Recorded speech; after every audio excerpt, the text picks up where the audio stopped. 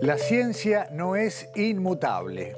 Permanentemente sus afirmaciones son revisadas y muy frecuentemente sufren cambios, a veces radicales.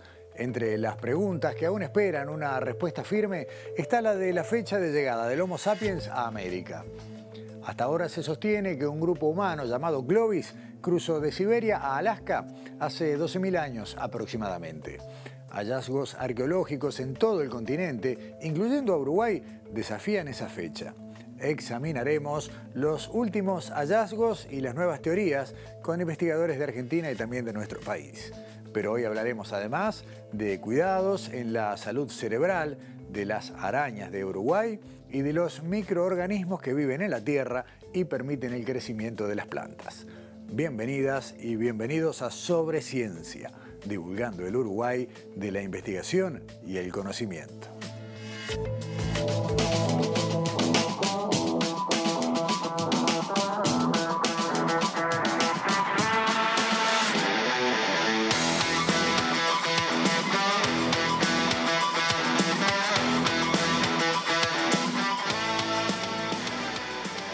¿Cuándo y cómo se pobló América? La pregunta no tiene una respuesta firme.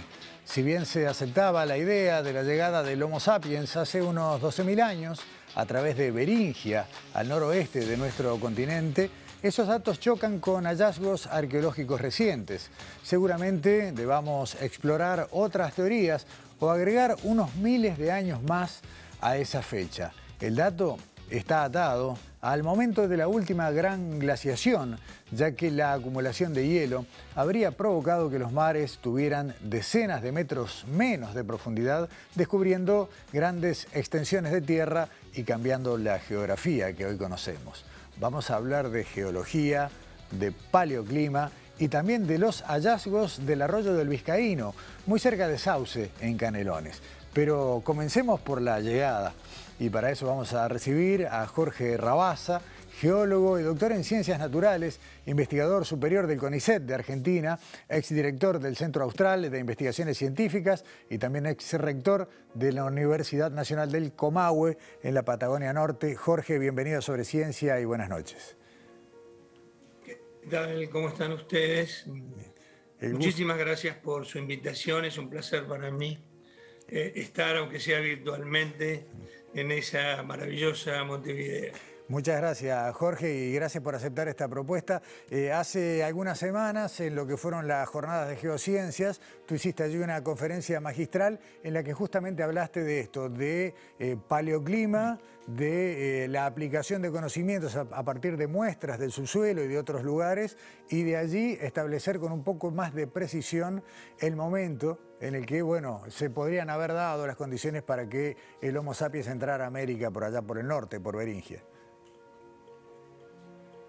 Sí, efectivamente, en la conferencia que fui invitado a ofrecer para la reunión del PDCIVA, estaba centrada en lo que llamamos el estadio isotópico 3, que es un periodo relativamente templado que se encuentra entre los dos picos de la última glaciación, con una duración de aproximadamente 30.000 años entre 60.000 años atrás y 30.000 años antes del presente.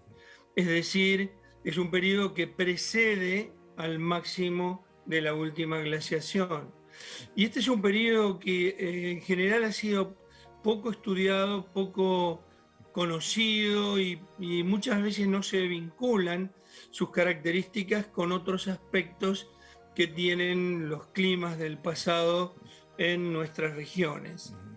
De allí que a consecuencia de esta presentación fue invariable llegar a tocar el tema de la edad de la presencia de los humanos en América, y esto basado fundamentalmente en que, sobre todo en los Estados Unidos, hay una escuela arqueológica que propone que los primeros en llegar a América eran un pueblo llamado el pueblo, denominado para nosotros como el pueblo Clovis, y que habría cruzado la región del estrecho de Bering hace 14 o 15 mil años y luego se había expandido por toda América. Nosotros, donde yo vivo, que es Ushuaia, Tierra del Fuego, tenemos más o menos unos 15.000 kilómetros de distancia entre el estrecho de Bering y donde se han reconocido importantes yacimientos arqueológicos tanto en la isla de Tierra del Fuego como en Patagonia Austral, y cuyas edades, medidas por el carbono 14, son esencialmente idénticas. Entonces, ese modelo, llamado el modelo Clovis First por los americanos, es absolutamente inviable, porque si fue efectivamente Bering el ámbito de penetración de los humanos, y los humanos no conocían la navegación en mar abierto, hasta ahora nadie lo ha podido demostrar, entonces no hay forma para explicar que esas mismas gentes que estaban en Alaska hace 15.000 años, en el mismo momento, o a lo sumo un par de miles de años después, estaban en el sur de la Patagonia.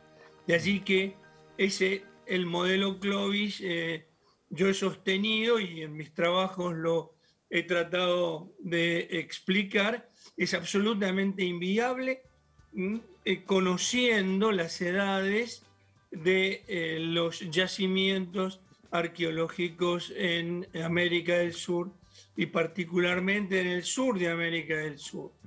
Entonces, analizando cuál podría haber sido la velocidad de difusión de los humanos una vez en el continente americano, parece muy claramente muy difícil de aceptar que en escasísimo tiempo estas gentes que se desplazaban a pie, muy importante, y pasando de ecosistemas desde extremadamente fríos y húmedos a extremadamente cálidos y secos, y selvas tropicales y distintos tipos de ambientes, habían llegado prácticamente como si fuera en una larga carrera hasta la Patagonia Austral.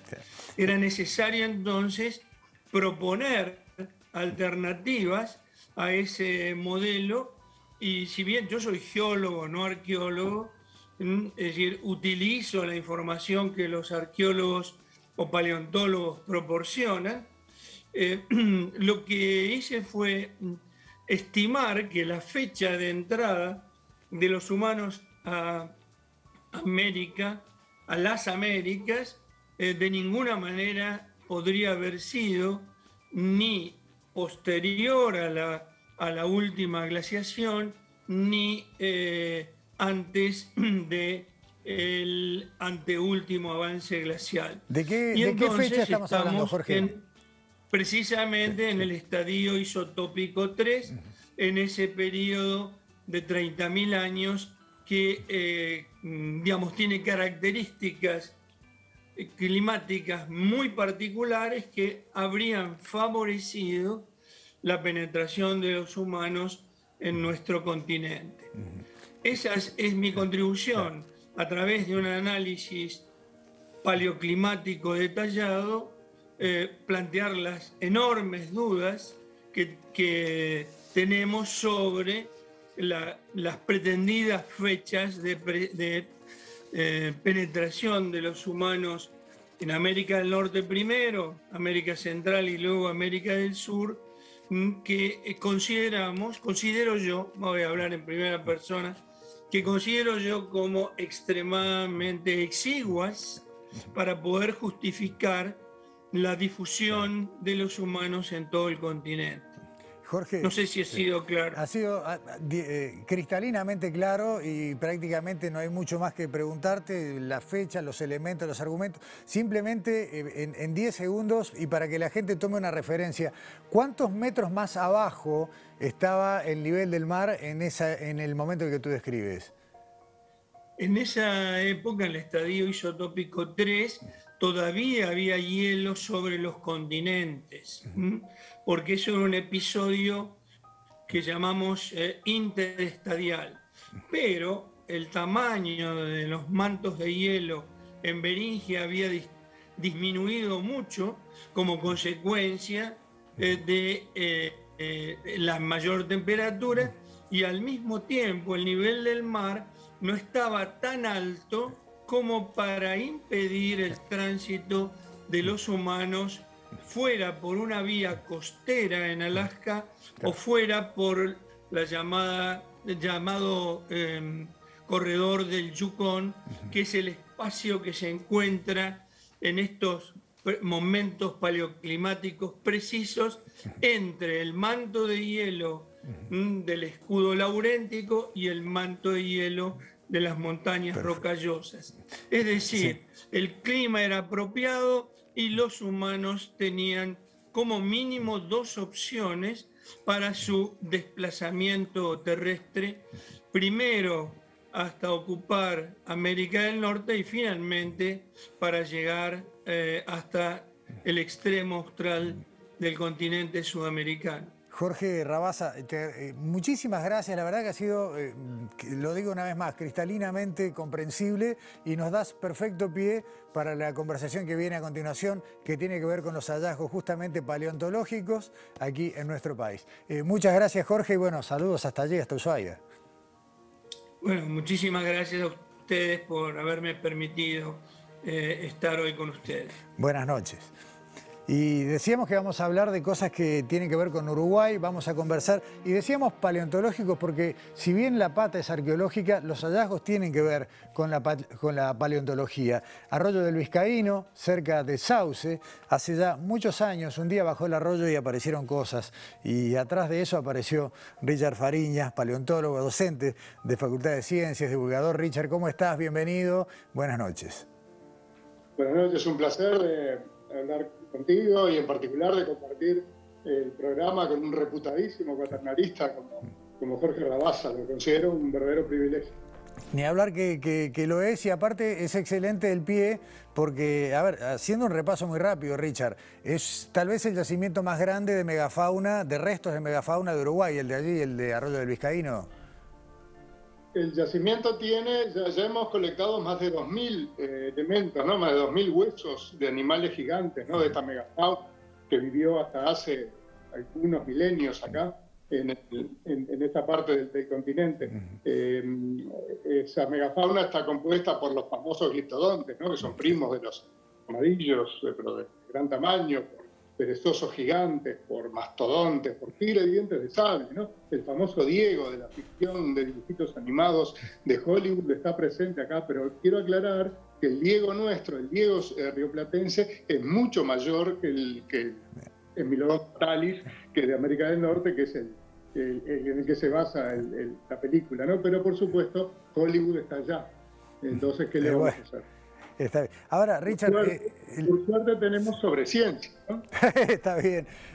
La gente se pregunta en qué momento, si estamos hablando de fauna o de megafauna, aparece el hombre en todo esto, o el ser humano, o la especie humana.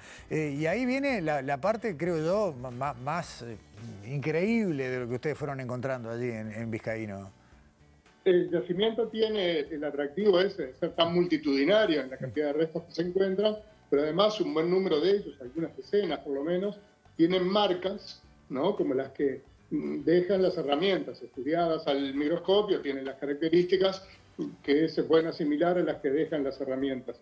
Pero lo más divertido de todo fue cuando empezamos a obtener dataciones de esos huesos o de sedimento y de madera que también aparece allí, y arrojan edades de 30.000 años o más. Es decir, que eso duplica lo que explicaba recién Jorge, la antigüedad aceptada ampliamente, esto derivada de la idea de que la cultura de Clovis en América del Norte es la más antigua del continente americano en su conjunto. Sin embargo, quiero destacar que este hallazgo no está solo, ¿no? Hay también yacimientos espectaculares en Piauí, en el noreste de Brasil, y también cerca de Puerto Montt. No me voy a poner a cantar la de los iracundos porque soy muy malo cantando, pero allí en un lugar que se llama Monteverde, en el cual hay algún nivel inferior que se propone también una edad similar a la que encontramos nosotros, unos 30.000 años o más, ¿no? Todos, por supuesto, como todo en la ciencia está debatido y lo estará por siempre, ¿no? Cuando algo en ciencia deja de estar debatido es porque ya no es ciencia, ¿no? Ya es parte de un conocimiento común. Lo divertido de esto es que uno aporta evidencias y los que están en desacuerdo proponen otras cosas y ese debate es esencial, el debate es la base misma del avance en el conocimiento, ¿no? A mí me gusta decir, un día lo dije de manera muy poética y desde entonces me estoy autoplagiando, que las hipótesis científicas son como velitas que se prenden en la oscuridad, que sabemos que se van a apagar, pero que mientras tanto alumbran el camino. Y se avanza con eso. Richard, para que quede bien claro, ¿no? Para el público que está mirando, por un lado tenemos la fecha de los huesos en sí, por otro lado tenemos esas marcas, y por otro lado hay un tercer elemento que si querés es el más subjetivo, pero que es esa acumulación enorme. ¿Qué hacen todos esos animales yendo a morir juntos al mismo lugar? Todavía no sabemos y nos falta mucho porque quiero aclarar que la excavación de ese yacimiento es muy trabajosa. El nivel fosilífero, ¿no? El sedimento que contienen los fósiles es el fondo del arroyo. El arroyo forma una laguna ahí, ¿no? Se ensancha un poco, las imágenes esas que estamos viendo, y tenemos que represar y bombear el agua permanentemente, además porque encima hay un acuífero que aporta agua permanentemente, así que podemos trabajar unos pocos días por año y en años en los cuales la primavera tardía o el verano no son lluviosos, porque si hay mucho aporte de agua en el estiaje es imposible. Una vez lo intentamos, se nos vino abajo el dique, por suerte, antes de que nos pusiésemos a trabajar, porque hubiera sido un problema. Entonces, esa característica del yacimiento que lo protegieron, ¿no? Durante mucho tiempo, hasta que finalmente fue encontrado por un hecho fortuito, una sequía muy grande que hubo en el año 97, eso mismo nos impide ir a colectar material todo el año. Por lo tanto, demora la búsqueda de evidencias necesarias para avanzar en las hipótesis de la formación de este yacimiento. Aún así, puedo adelantar que la idea que tenemos, todavía lejos de la constatación, todavía no publicada, por lo tanto no es ciencia, ¿no? Hasta que no está publicado, algo no es ciencia, es que ese es un yacimiento secundario, que los huesos se acumularon al paisaje en otros lugares, se fueron depositando y en algún momento un flujo denso los atrajo hasta donde los encontramos ahora. Lo que podría ser funcional, por ejemplo, la idea de un lugar donde se hacía un matadero o una provisión de alimentación. Eso quizás estaba en algún otro lugar. Y ahí traían los restos. Está bien. Sí. Bien, Richard. Un detalle. Muchos restos tienen un estado de conservación excelente, pero hay un porcentaje no despreciable que está mucho más cascoteado, ¿no? Evidentemente en otro proceso, desde que el animal se murió hasta que quedaron sepultados allí. Así que posiblemente hay más de un origen de esos restos. Sin embargo, aquellos restos del perezoso gigante Lestodon, que es el que encontramos mayoritariamente, son de un estado de conservación muy bueno, al punto tal que hemos extraído colágeno de su interior, que secuenciamos, que eso tiene un valor para la clasificación. Y entonces esos son mayoritariamente los huesos en los que estudiamos las marcas, ¿no? Y muchos de ellos están datados. Y todas las dataciones que encontramos arrojan resultados del orden de los 30.000 años, que por una corrección que se hace, el yacimiento debe haber tenido unos 32 o 33. Bien. Más o menos en el famoso estadio isotópico 3 que Jorge hacía referencia. Richard, no quiero que se nos acabe el tiempo sin mencionar dos o tres cosas muy importantes. Una es que ustedes están cumpliendo los 10 años de lo que ha sido esta etapa de investigación, que como decías vos, dependiendo de lluvias y demás, tiene este recorrido y han generado una serie de publicaciones que están para descargar en el sitio propio de Arroyo del Vizcaíno. Efectivamente, sí. Entren a la página, por favor, sí. Creo que allí la tienen. Sí.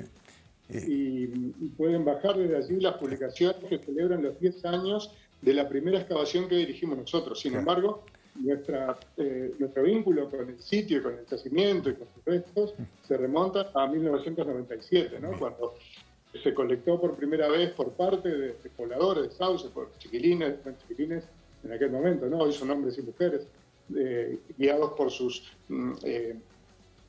profesores y también con la colaboración de los vecinos de allí, la familia Paleto, Rizzo, González, que usan las lagunas esas, y gracias a cuya agua se regaron unas remolachas que permitieron secar la laguna y revelar así los tesoros que escondían. Está bien. Lo otro que tengo que decir, porque me parece fundamental, es que todo el material audiovisual con el que estamos acompañando esta nota es también generado por el equipo que lideras. Nos gusta mucho hacer divulgación, lo consideramos un deber de devolverle a la gente, ¿no? Somos empleados públicos, nuestros salarios y nuestro trabajo viene de los impuestos que la gente paga, entonces me parece que lo correcto es devolver en forma de cultura ese conocimiento que nos ayudan a buscar y encontrar. Aparte lo hacemos con mucho placer. Ahora, por supuesto, debido a las condiciones sanitarias, el lugar está cerrado, pero tenemos el local en Sauce con una pequeña exposición en la que recibíamos y recibiremos visitas de estudiantes o de público en general, ¿no? Y con eso, ahora en el día del Patrimonio esperamos volver a las canchas y que la gente pueda volver a disfrutar este material tan interesante. Justamente con eso te quería despedir, Richard, invitando a la gente, si el Día del Patrimonio lo permite, digamos, teniendo en cuenta las condiciones sanitarias, a que se lleguen al Liceo de Sauce, donde ustedes tienen allí por un lado el laboratorio y por otro lado, bueno, todo el depósito con las muestras con las que están trabajando. Un paseo que disfruté el año pasado y que recomiendo. Muchas gracias, y quiero destacar como renglón final que recientemente se aprobó que se declarase al yacimiento del Vizcaíno y su colección como monumento histórico por la Comisión de Patrimonio Nacional. Es decir, que se reconoce la importancia de este yacimiento y su posibilidad de que se transforme en un evento cultural y que la gente lo pueda disfrutar, gracias, entre otras cosas, a programas como el tuyo, ¿no? Por lo cual te agradecemos muchísimo.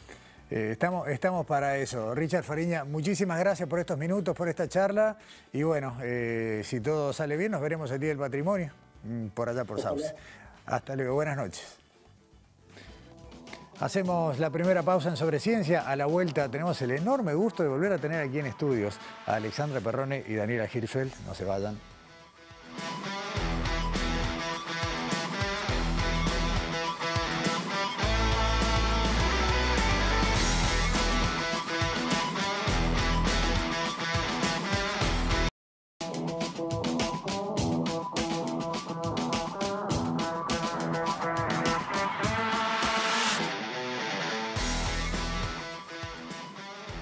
Segundo segmento de Sobre Ciencia, y la alegría, la verdad, el placer de ir transitando hacia un estado de pandemia que nos va permitiendo recuperar presencias en estudio, con las distancias del caso, con todos los protocolos sanitarios. Daniela, Alexandra, bienvenidas de nuevo a Piso, aquí en TV Ciudad. Un gusto estar acá, muchas gracias. En esto de la magia de la televisión volvemos a hacer de carne y hueso. Exacto, ¿no? Ahí está. Salieron del Zoom. La tecnología. Salieron del Zoom y están aquí en estudios. Pero, a ver, la calidad y los contenidos, los mismos de siempre. Afortunadamente, a pesar de todas las restricciones, no nos vimos privados de ir dando cobertura a todo lo que valía la pena. Exacto. Sí. Está bien. Arrancamos contigo, Alexandra, hoy. Y tenés algo que medio espeluznante. Traigo un tema que despierta pasión y temor al mismo tiempo, por decirlo de alguna manera, ¿no? Fuimos a hacer un informe sobre arañas del Uruguay, arañas que nos topamos en nuestra vida cotidiana, ¿no? Ya sea en la casa, en el jardín. Y bueno, allá fuimos al Instituto de Investigaciones Biológicas Clemente Estable, fuimos recibidos todo el equipo de rodaje de Sobre Ciencia por las investigadoras Laura Montes de Oca y Macarena González, también por Anita Eisenberg. Y bueno, ahí nos esperaban con varias especies de arañas aquí del Uruguay. Y bueno, en el primer tip vamos a ver primero generalidades, ¿no? Bien. Nos contaban que las arañas son predadores, que son muy importantes para la conservación también y para el monitoreo ambiental. O sea, siempre el primer consejo es no maten arañas, ¿no? Sí, ellos siempre dicen que son los enemigos, los malos de la película, pero bueno, no, es importante para la conservación y es importante conocerlas. Vemos la primera parte del informe, entonces adelante.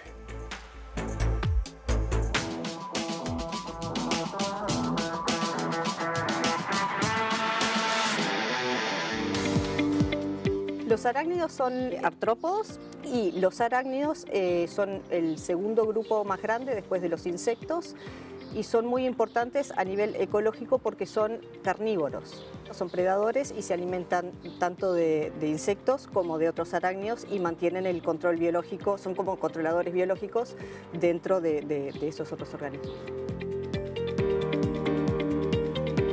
En Uruguay tenemos dos especies que pueden ser peligrosas. La araña domiciliaria, que es la araña de los cuadros, se le llama, porque está relacionada a vivir en lugares en donde no se mueve mucho, o sea, o atrás de un cuadro, o atrás de bibliotecas, o en muebles. Hace una tela muy densa y se ve muy poco, o sea, las personas no tienen encuentros. Aquí en Uruguay los encuentros con estas arañas no son frecuentes e incluso los accidentes que se registran son muy bajos y no ofrecen como una emergencia sanitaria, una emergencia médica para el hombre. Y la otra especie de araña es la viuda negra, que esa araña no se encuentra en las casas, sino que se encuentra por fuera de las casas y sobre todo en el interior. Está asociada, vive debajo de piedras, por lo general es una araña pequeña, es una araña negra que tiene en el vientre una mancha roja y el veneno es más potente, es neurotóxico y bueno, ese sí produce como una reacción más nociva para el hombre, pero también los encuentros que hay entre hombre y araña son muy bajos y en Uruguay no se registran casos como para que se genere como una alarma para eso. Dentro de estas dos, la araña más peligrosa es la viuda negra por su efecto neurotóxico, más que la araña domiciliaria, que es un efecto necrótico, que es más local y, bueno, yendo al médico se trata un poco mejor. Si bien se han registrado algunas picaduras, pero no es de caso grave, no se han registrado muertes en Uruguay por picaduras de arañas.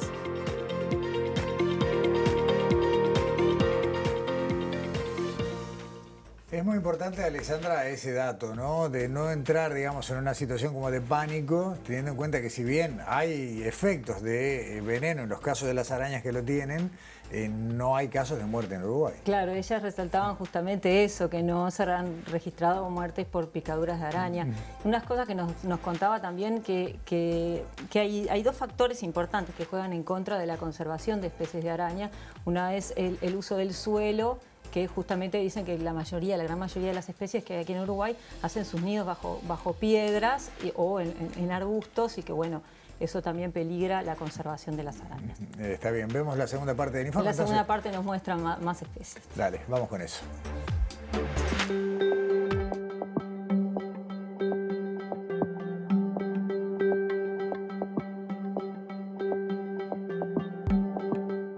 Tenemos aproximadamente 300 especies, un poco más, descriptas, y la importancia de los arácnidos es que son grandes predadores, como ya les mencioné, que se comen a otros insectos.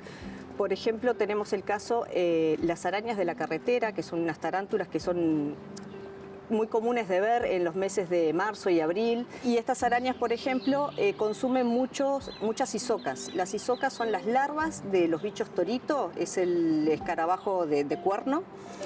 Y estas isocas consumen las raíces de lo que son los pastos de las praderas.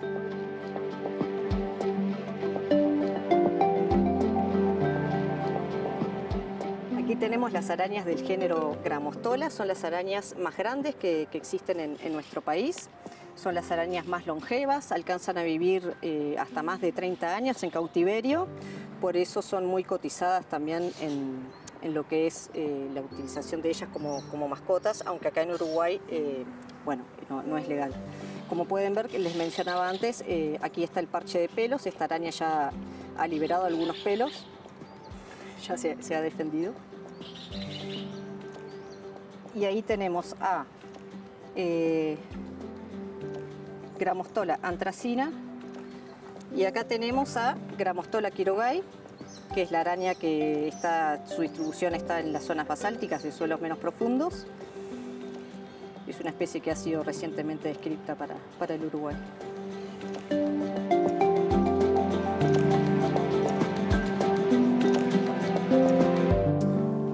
Voy a salir de lo científico por un segundo. Creo que el mundo se puede dividir entre quienes dicen cómo me gustaría agarrar una araña y quienes dicen ni loco. Bueno, sí, te voy a contar que acá del equipo de rodaje sobre ciencia, el único que se animó fue nuestro compañero camarógrafo Diego Varela a acercarse ahí a la Grammostola quirogai. Y bueno, pero fue el único del grupo. Está bien. Pero, de todas maneras, quería agregar que otra de las causas que peligran la conservación de especies de estas arañas específicamente es justamente el tráfico de arañas. Claro. Hay un mercado negro de arañas, de estas arañas, y se han decomisado más de una carga de, por ejemplo, hubo 750 arañas que se encontraron de Uruguay a Suiza y también de Uruguay a República Dominicana.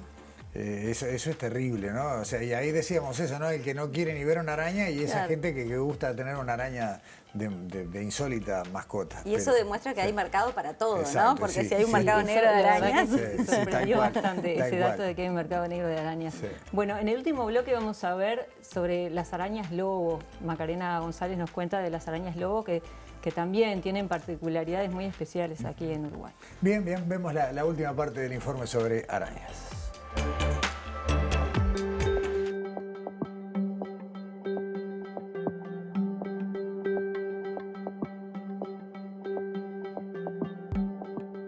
Bueno, cuando pensamos en arañas siempre hacemos una gran división.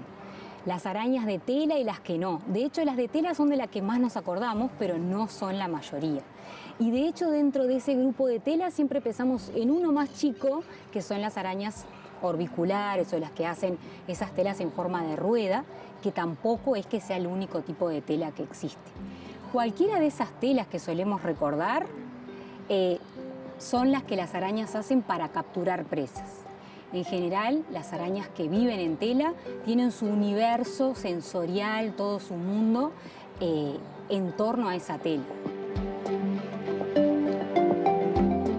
Las otras, las que no hacen tela, que no viven en ellas, son en general arañas errantes, caminadoras, que no tienen un lugar fijo para vivir. O también puede abarcar arañas que hagan cuevas, como es el caso de las megalomorfas, por ejemplo, que también viven sedentarias, pero sin construir una tela para vivir y para capturar presas. Bueno, las arañas lobo deben ser las arañas de las que no hacen telas, las que más tenemos contacto en nuestros jardines, son las que muchas veces se nos cuelan cuando entramos la leña o corremos alguna piedra. Es ese cuento que muchas personas hacen de pisé una araña y me salieron 100. Son madres de esta familia que cargan a sus crías durante los primeros días de vida. Son las arañas quizá que más vemos en lo cotidiano.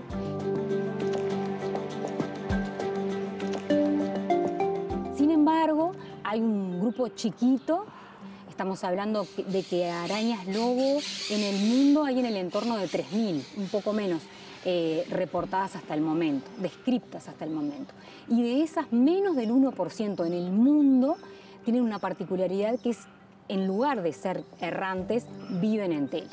Eso es una cosa muy excepcional en la familia y no se sabe por qué ocurre. Nosotros en Uruguay tenemos la suerte de tener una de esas especies de las menos de 20 que hay alrededor del mundo que tienen esa particularidad, que por alguna razón no son caminadoras, sino que viven en unas telas grandes en forma de embudo que se pueden ver si vamos a las serranías o a los montes nativos o a los pastizales, tanto sobre la parte baja, en el suelo, como hasta en árboles de más de 2 metros de altura.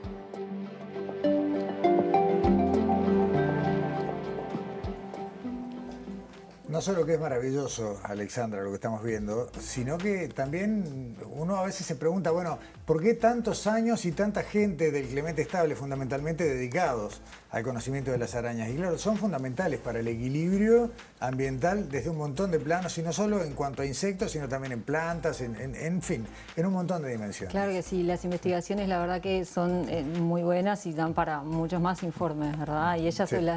se le puede consultar a los científicos por cuando la gente encuentra alguna que otra Sí, especie claro. que no sabe, Exacto. que no conoce, y Sí. están abiertos a eso. Y me animaría a decir que la ciencia y tu informe es una buena herramienta de marketing para las arañas, para Exacto. evitar que las pisemos. Bueno, Exacto. la foto del rodaje Exacto. la podemos ver en minutos en Instagram. Después en Ahí Instagram está. va a haber alguna foto extra. No, simplemente para cerrar el tema arañas, hay muy buenos libros de divulgación, escritos muchos de ellos por gente que trabaja, que investiga en el Clemente Estable y que están al alcance de la mano.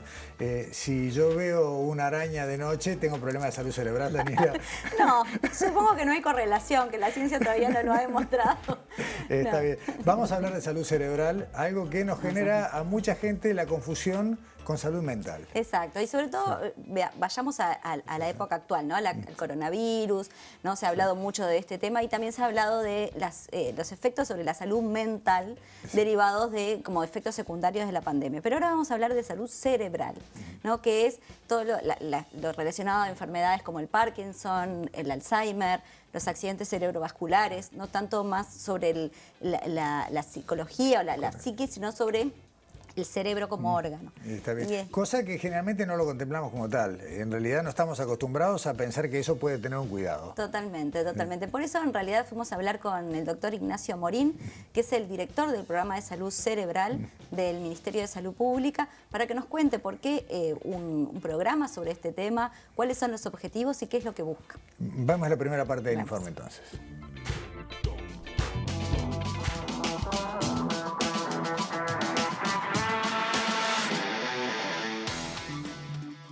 El programa de salud cerebral del Ministerio de Salud Pública se ocupa precisamente de planificar políticas de salud pública de largo plazo que aborden los problemas de salud cerebral, es decir, los problemas neurológicos. Fundamentalmente se basa en 3 pilares. El primero, el de la prevención de los problemas neurológicos. Segundo, el de un mejor tratamiento de los problemas neurológicos una vez que los mismos ya están instalados. Y luego, el tercer pilar es el de una adecuada rehabilitación de esos problemas neurológicos.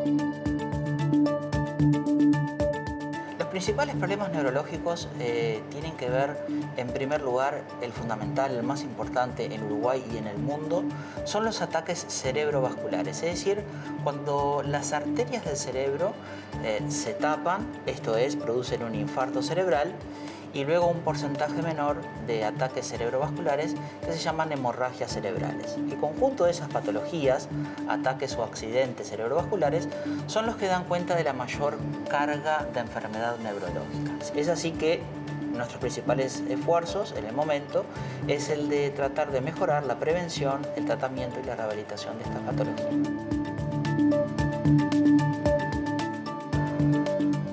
Existen aproximadamente unos 6.000 eventos cerebrovasculares por año. De los más de 6.000 casos de ataque cerebrovascular, de eventos cerebrovasculares que se producen al año, más de 4.000 son ataques cerebrovasculares agudos. De ellos, un tercio mueren, un tercio quedan con discapacidad severa y un tercio se recuperan aceptablemente.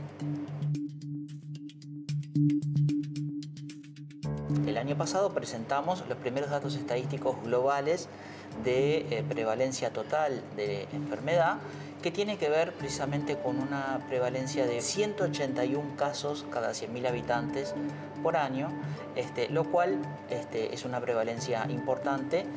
En cuanto a porcentaje de carga de enfermedad en nuestro país, representa un 5,8% de la carga global de enfermedad. Es bastante similar la prevalencia por sexo. Hay que decir que en la mujer genera un poquito más de discapacidad. El riesgo en menores de 65 años es un poco mayor para el hombre y a medida que la edad avanza, el riesgo se empareja entre el hombre y la mujer.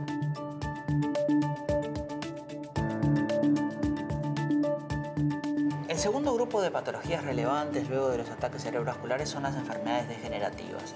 Y de ahí las dos más importantes son el Alzheimer y el Parkinson. Existen otras enfermedades que son objeto de estudio del programa. La epilepsia es fundamental.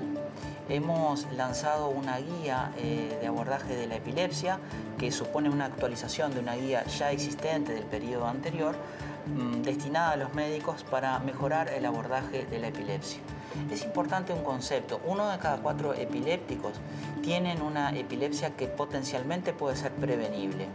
Prevenible mediante una mejor atención del embarazo y del parto, mediante una mejor atención y prevención de los factores de riesgo vascular y una disminución de los accidentes de tránsito, que muchas veces dejan como secuela una epilepsia postraumática. Estamos muy enfocados a esos aspectos preventivos para bajar entonces la carga de enfermedad en epilepsia.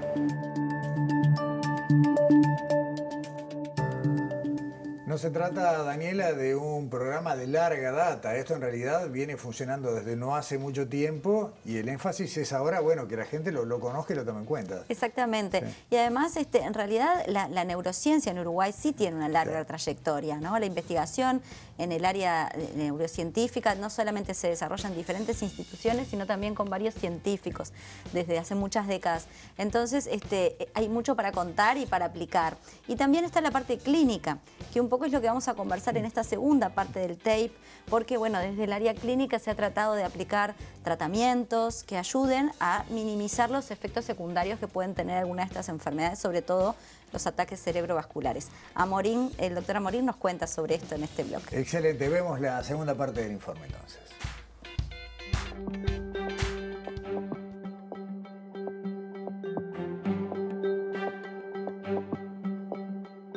Uruguay tiene una larga tradición de tratamiento de los problemas neurológicos. Fíjese que el Instituto de Neurología, Américo Ricaldoni, fue creado en 1927. Fue el primer instituto de neurología de América Latina. Es decir, que tenemos una gran tradición neurológica en Uruguay y cosas muy buenas. Pero también, como contra, vemos, por ejemplo, que Uruguay es un adoptador lento de innovaciones a nivel médico. Entonces, el desafío que nos planteó Salinas es que todos estos instrumentos que hoy tenemos para responder adecuadamente y, como le decía, destapar las arterias cerebrales, minimizar la discapacidad y la mortalidad que produce un ACV, queremos ponerlo a disposición de toda la población.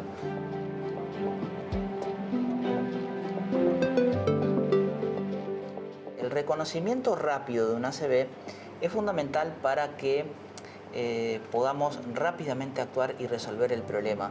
El lema a nivel mundial es "el tiempo es cerebro".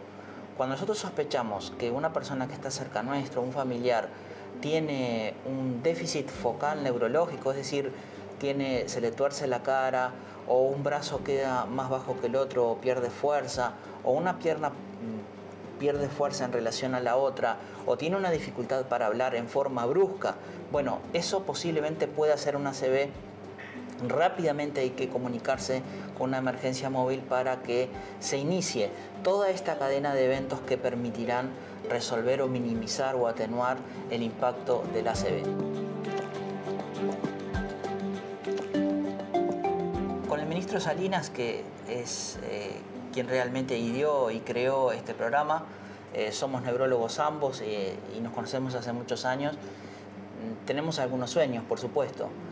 Entre los sueños que ambicionamos, pensamos que la posibilidad de que las dos técnicas principales para tratar el ACV, tanto la trombolisis, es decir, introducir en el torrente circulatorio del paciente mediante una aguja una sustancia que permite destapar la arteria, disolver el coágulo que tapó la arteria, esto es en 4 horas y media, una técnica que en el país se utiliza desde el año 2010, queremos que se utilice en forma masiva en todo el sistema de salud, puesto que hemos detectado algunas inequidades en la aplicación de esta técnica en diferentes zonas del país. En segundo lugar, también ambicionamos que la trombectomía, que es una técnica de trombolisis, pero esta vez no química mediante una sustancia, sino mecánica, ya que se introduce un catéter en una arteria de la pierna y ese catéter llega al cerebro y literalmente rompe el coágulo y entonces destapa la arteria. Es una técnica actualmente no financiada por el sistema, pero que el ministro Salinas hace pocos días acaba de firmar su incorporación a la canasta básica de prestaciones, de tal manera que pensamos que al final del periodo Uruguay va a exhibir niveles de trombolisis, ya sea química o mecánica, exitosos y seguramente de una calidad comparable a la de cualquier país del mundo.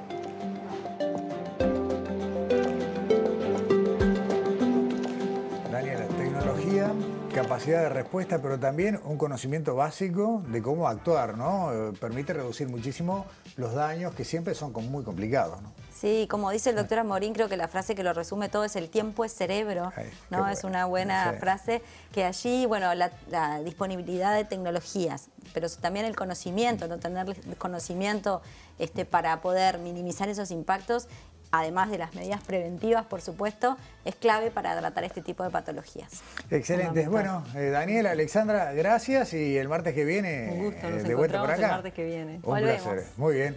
Última pausa en Sobre Ciencia. Al regresar vamos a hablar de lo que vive en el suelo.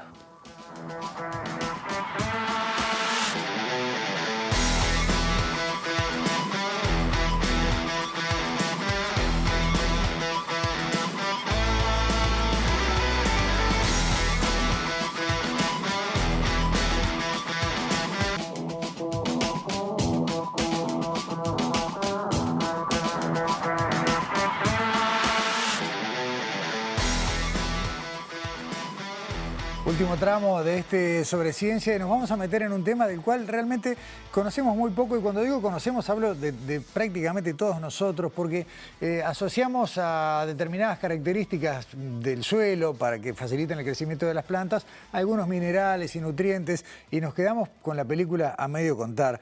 Durante la semana del 4 al 8 de octubre se va a realizar la 30ª reunión latinoamericana de rizobiología y también será la 5ª conferencia latinoamericana de microorganismos promotores del crecimiento vegetal. ¿De qué estamos hablando? Bueno, incluso, a ver, ¿cuál es la utilidad de discutir y de investigar en esto? ¿Por qué termina resultando fundamental para países como el nuestro generar conocimiento en este sentido? Estas son las preguntas que le vamos a plantear a nuestro entrevistado, Federico Battistoni, quien integra el grupo que investiga interacciones planta-microorganismo en el ámbito del Instituto Clemente Estable. Federico, bienvenido y buenas noches. Gracias. Gracias por la invitación. Un placer contar contigo. El suelo está vivo y no solamente porque uno piensa en algún cascarudo, en alguna lombriz, ¿no? Sí, sin duda. Está lleno de bacterias, de microorganismos en términos generales, bacterias, virus, hongos. Y bueno, es una fuente de recursos inimaginables para la planta y los sistemas productivos en términos generales. Sí. O sea, termina dándose una asociación entre estos microorganismos, estos hongos y los vegetales.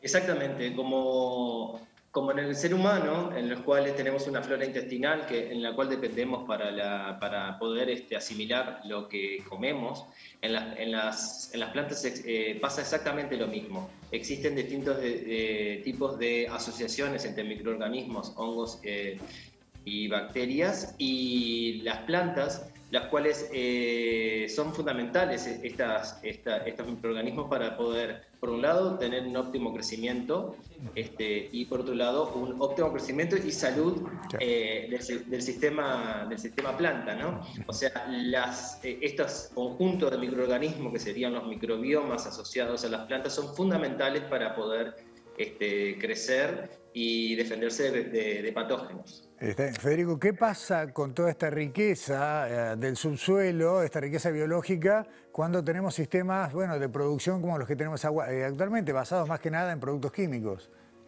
Exactamente. Justamente el paradigma en el cual nos paramos es totalmente lo opuesto al que actualmente se están desarrollando en este momento. nosotros apostamos, y de hecho la evidencia científica nos avala, al estudio de los microorganismos que están naturalmente asociados a la planta, parándonos en el concepto del holobionte planta, o sea que la planta es un macro ser compuesto por la planta y todos los microorganismos que están, los organismos en términos generales que están dentro y sobre la misma, y que ejercen distintos tipos de funciones. En eso, una de las funciones, como les decía, era promover el crecimiento vegetal de las plantas sin la ayuda o sin el suministro de fertilizaciones químicas, y por otro lado, tener un buen estado sanitario de la planta sin ponerle al sistema fitosanitarios químicos. O sea, el sistema productivo actual tiene dos inconvenientes. Por un inconveniente en el cual está basado en estos agroquímicos que tienen problemas que primero por un lado son importados y por otro lado tienen grandes problemas en el cual medioambientales, ¿no? O sea, todo se va al suelo, donde se escurre a los cuerpos de agua y provoca distintos tipos de contaminaciones. Una de las contaminaciones más evidentes que tenemos en nuestro país como causa de este tipo de paquete tecnológico, que es el que se utiliza en este momento, basados en agroquímicos, es la floración de cianobacterias, por ejemplo. Es algo que lo vemos y es como consecuencia indirecta, entre otras cosas, de la gran cantidad de fósforo y nitrógeno que va hacia los cursos de agua proveniente de la producción agrícola. Ahora, entonces, Federico, nosotros... sí, perdón. Si uno, digamos, quiere hoy en un esquema tradicional, ¿no?, favorecer el proceso de una planta, bueno, se encuentra, incluso hay una sigla que es muy conocida hasta por quien tiene un poquito de césped, que es el NPK, no aplicar nitrógeno, fósforo y potasio. No, claro. Ahora, lo que estamos viendo a partir de tu conversación es que todo esto está naturalmente en la tierra y estos microorganismos le facilitan a la planta tomar lo que está ahí. Hay como distintos mecanismos que los microorganismos disponen para poder promover el crecimiento por un lado o para protegerse de fitopatógenos. Por un lado, como vos bien decís, hay microorganismos que solubilizan determinados tipos de minerales que son limitantes, como el fósforo o el P o el K o el potasio. Y por otro lado, hay microorganismos que se asocian a las plantas y realizan la fijación biológica del nitrógeno. ¿Qué es esto? Incorporan el nitrógeno que está gaseoso en la atmósfera, que no es asimilable por la planta, mediante una reacción química que ellas producen, lo incorporan a esqueletos carbonados, a aminoácidos, y se lo transfieren a la planta. O sea, es otra manera de aportar estos nutrientes que están limitantes para las plantas. O sea, las plantas sin las bacterias no podrían haber sobrevivido ni evolucionado, son fundamentales, sin las bacterias, sin los microorganismos en términos generales, ¿no? Yo porque trabajo específicamente en bacterias, entonces se me complica. Te quedas por ese lado. Fede, ¿de qué consiste, digamos, cuáles son las expectativas que están puestas en este encuentro, en este congreso que tenemos ahora en los primeros días del mes que viene? Bueno, justamente en esta nueva versión como tú bien lo dijiste al principio del programa, de la nota, Uruguay es sede, en realidad fue sede desde hace, o sea, nos agarró la pandemia en el medio, pero ahora lo vamos a hacer virtual. Es sede de este evento que incluye dos grandes congresos latinoamericanos. Uno es la RELAR y otro es el PGPR en términos generales, y la expectativa es que distintos actores, ya sea de la academia, de las empresas productoras de bioinsumos, así como de los productores que aplican esos bioinsumos y actores que están en la reglamentación de todos estos bioinsumos, se encuentren en un lugar común y que se aporten a nivel transversal, con una mirada multidisciplinaria de distintos tipos de experiencia y trabajos que vienen realizando en el área. Al momento tenemos cerca de 200 personas más o menos que estarían participando y bueno, la información está en la web que están mostrando en este momento. Excelente. Me quedé pensando en algo y ya en el último minuto de charla. ¿Menos agroquímicos y más bioinsumos puede ser por ahí la cosa? También, exactamente. A ver, en una transición hacia otro tipo de modelo no es 0-1, sino que hay distintos tipos de pasos que se realizan. O sea, con ya bajar la cantidad de agroquímicos y poner bacterias como bioinoculantes, y acá les quiero aclarar que la bioinoculación con bacterias promotoras del crecimiento vegetal ha sido que se aplica en Uruguay, por ejemplo en la alfalfa, en el trébol, que son pasturas que se utilizan, y Uruguay es pionero en esta biotecnología. O sea, no es algo que es así etéreo y que no se realiza y que no tiene una aplicabilidad concreta. Entonces, sí, Uruguay utiliza en determinados cultivos. Nuestra propuesta es que hay muchas otras alternativas para producir este tipo de bioinsumos y para aplicarlo. Y bueno, también en otros países como Estados Unidos, Australia, Sudáfrica, también está distribuido mundialmente la inoculación. Y la idea de este congreso, bueno, es estudiar y compartir los últimos trabajos en el estado de arte en América Latina, focalizados en América Latina, porque son congresos latinoamericanos, y compartiendo esta experiencia muy particular de nuestra región, ¿no? Y van a venir expertos de todos lados del mundo, van a ser virtuales, de todos lados del mundo y a su vez con un fuerte enfoque en Latinoamérica, claro. Federico Battistoni, investigador de Clemente Estable en esto que es la relación entre planta y suelo. La seguimos más adelante, el tema está excelente. Con gusto. Muchas gracias, buenas noches. Gracias. A las órdenes. Gracias. Y bueno, vamos cerrando sobre ciencia y de alguna manera se cierra como un círculo, porque hoy teníamos en la primera parte del programa la presencia de Richard Fariña a través de Zoom, de todo el grupo que trabaja allí en Arroyo del Vizcaíno. Y nuestro cierre lúdico hoy, que no sé si es tan lúdico porque es muy divertido, pero tiene muchísimo conocimiento, está a cargo de una investigadora uruguaya que se formó en Facultad de Ciencias, que perteneció a este grupo que trabaja en torno al Arroyo del Vizcaíno, pero que hoy está trabajando en el Yale Peabody Museum, allí justamente en los Estados Unidos. Mariana Di Giacomo es licenciada en Ciencias Biológicas, es magíster en Zoología y estudió paleontología de los mamíferos del Pleistoceno, pero ahora se dedica a la conservación. Y en realidad lo más lindo es que ella nos muestre y nos cuente cómo es un día de trabajo en el museo. Con esto cerramos sobre ciencia. Nos vemos la semana que viene. Muchas gracias.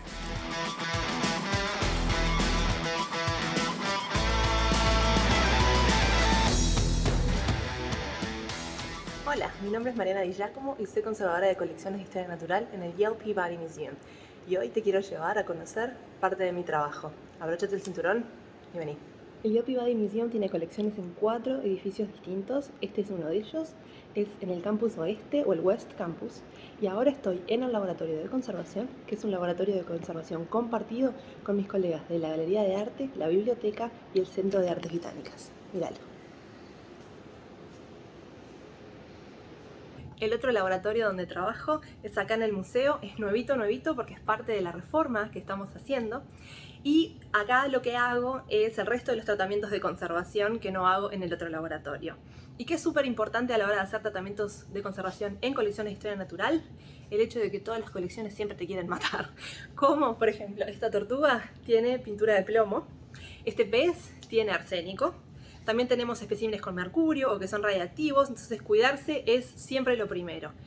Y además de tratamientos de conservación, durante la reforma del museo yo estoy participando activamente en todo lo que tiene que ver con construcción, demolición, etc. Así que les voy a mostrar una de las obras de arte que estoy protegiendo durante este proceso.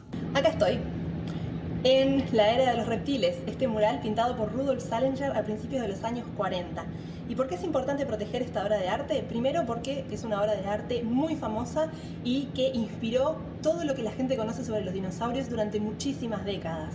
Y además, este señor que está acá, este tiranosaurio Rex, es la inspiración de Godzilla. Así que todos los Godzilla que ustedes vieron en las distintas películas salen originalmente de este señor que tengo acá al lado mío. Esta obra de arte entonces la queremos proteger durante la construcción que se está realizando acá en el museo, porque cuando reabramos nuestras galerías queremos que esté hermosa para que toda la gente la pueda disfrutar, junto con toda la reforma maravillosa que estamos haciendo en nuestras exhibiciones. El PES y yo les queremos agradecer que nos hayan acompañado en este cortito tour acerca de lo que significa hacer conservación de colecciones de historia natural en el Yale Peabody Museum, especialmente en una época de reforma. Así que bueno, muchas gracias y nos estamos viendo.